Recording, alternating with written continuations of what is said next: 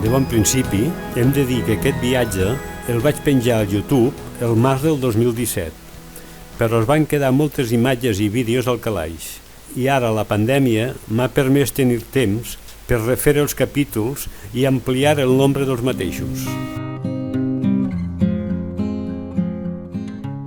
Vàrem arribar a Sant Petersburg un dissabte per la nit i les nostres maletes es van quedar a Barcelona i no van aparèixer fins dilluns pel matí, que era l'últim dia de la nostra estada en aquesta ciutat. De bon matí, abans d'esmorzar, ja ens van passar per sota la porta el programa amb totes les activitats dels 3 dies de la nostra estança a Sant Petersburg.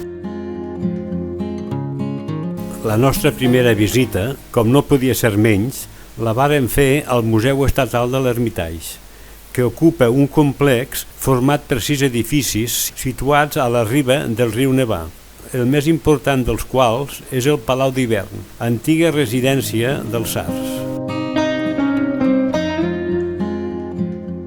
La història del Museu L'Hermitage va molt relacionada a la història del Palau d'Hivern, quan l'emperatriu Caterina la Gran va arribar al poder mitjançant un cop d'estat a Rússia. Una de les primeres coses que va fer va ser establir la seva residència al recent construït Palau d'Hivern.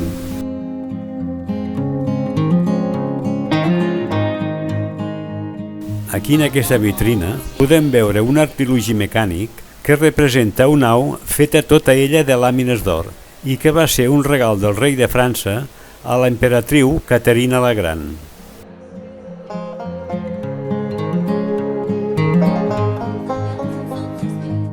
El museu es va formar amb la col·lecció privada que van anar adquirint els tsars durant segles i no va ser fins a l'any 1917 que va ser declarat museu estatal. La seva col·lecció, formada per més de 3 milions de peces, abasta des d'antiguitats romanes i gregues fins a quadres i escultures de l'art d'Europa occidental, art rus, art oriental, peces arqueològiques, així com joies i armes. Durant la segona meitat del segle XVIII, Caterina es va dedicar, a més de la construcció del complex arquitectònic que forma l'actual Hermitage, a augmentar la seva col·lecció particular de manera important, cosa que també varen fer els seus successors fins a la Revolució d'Octubre.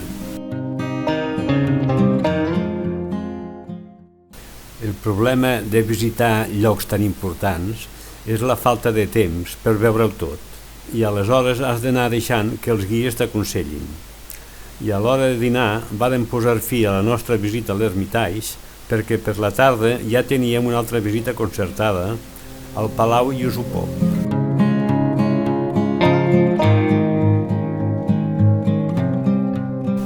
Els Yusupov eren una de les famílies de nobles més riques i famoses a la història russa abans de la Revolució Bolxevic.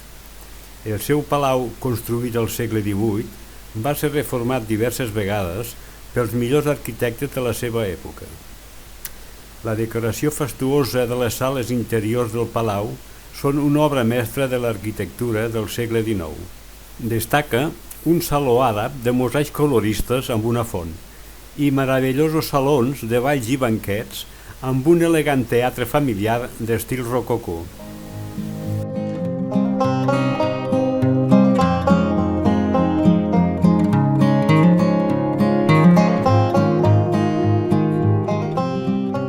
Els ducs Yusupov pertanyien a una de les famílies nobles més antigues i poderoses en la història de Rússia.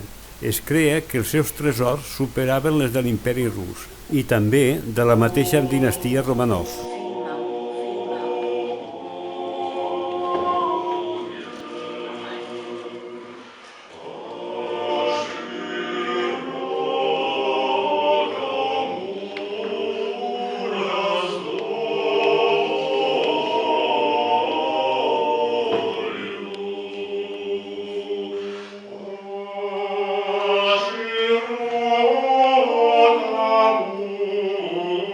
Razum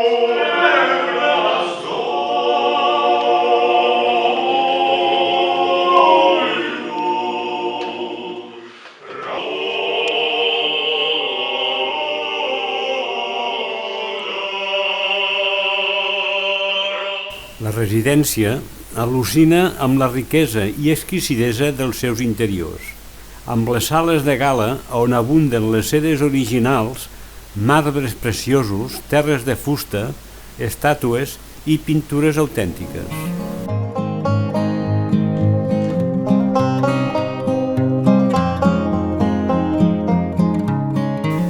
En aquest magnífic palau va ser assassinat el famós Rasputin, un camperol bruixot siberià, mestre en les arts visionàries, que va fer que confiés en ell la família de l'últim tsar Nicolau II. Va ser assassinat el 17 de desembre de 1916 al pati d'aquest palau, per un grup de monàrquics capitanejats pel fill dels amos de la casa, Fèlix Yusupov.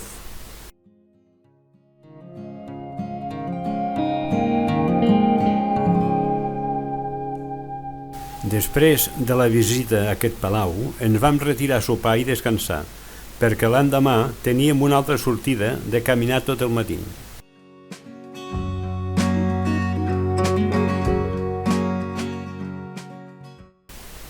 Vàrem arribar ben d'hora al palau de Peterhof, per no tenir que fer cues, però no ens en vam lliurar. I a més, ens va ploure tot el matí. Peterhof és un dels llocs imperials més famosos del món. Reuneix el luxe i la majestuositat característiques de l'imperi rus, amb l'estil dels palaus europeus.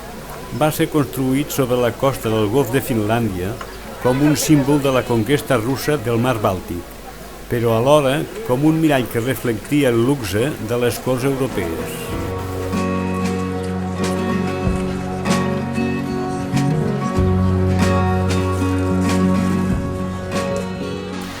És, sens dubte, un dels palaus reals més bonics del món, un lloc que no pots deixar de visitar si visites Sant Petersburg, sobretot pels seus jardins. Pere el Gran, després de conquerir el delta del riu Neva a Suècia, va encarregar la construcció d'una nova residència d'estiu al costat de la costa, i per això reuniria un equip d'arquitectes i tota mena d'artistes que donarien vida al somni de crear un palau sumptuós amb jardins exuberants.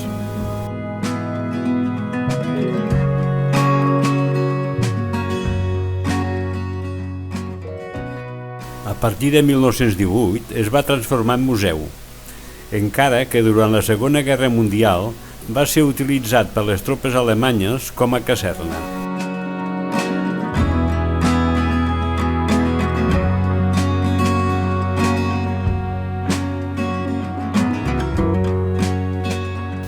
Vàrem entrar al palau, però no ens van deixar fer cap fotografia.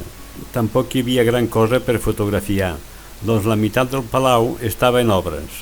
Així que a la sortida ja vàrem tornar cap al vaixell a descansar i sopar, per l'endemà visitar la ciutat al nostre aire.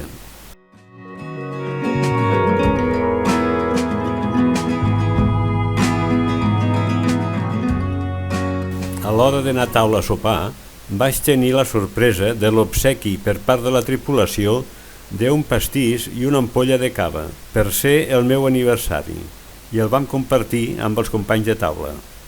I després de sopar vàrem anar al concert que es feia cada nit.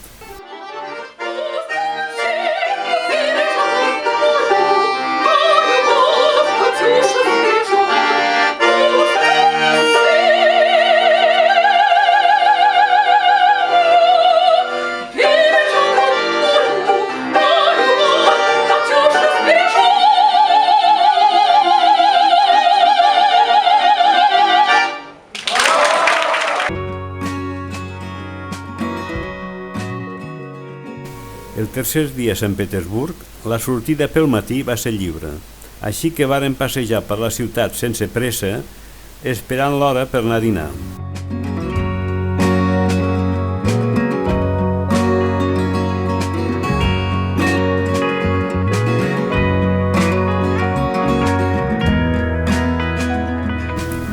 El delta pantanós de la regió del riu Neva estava habitada per petits pobles i va servir com a bastió militar des del segle XIII en una guerra fronterera entre Rússia i Suècia. Arribat el 1703, els russos van conquerir tota la zona del Bàltic als suecs i el tsar Pere I va fundar oficialment aigües avall al delta del riu Neva la ciutat de Sant Petersburg.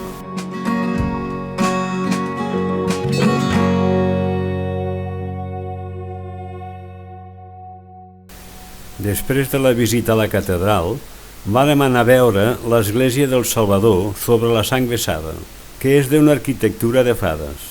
El nom oficial és el de la Catedral de la Resurrecció de Crist, que va ser construïda sobre el lloc on el tsar Alexandre II de Rússia va ser assassinat víctima d'un atemptat el 13 de març de 1881.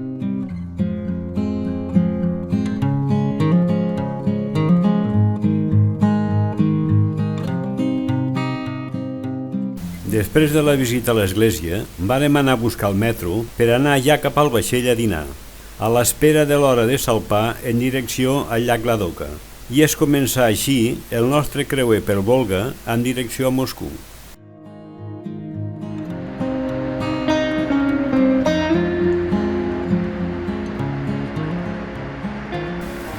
La tarda la vàrem passar coberta esperant salpar per despedir-nos de Sant Petersburg i també per fer temps per anar a la sala de conferències a la salutació del capità i presentació de la tripulació. Després de sopar ja en navegació pel llac Ladoga, vàrem anar al concert de folklore rus i després, ben entrada la nit, a dormir.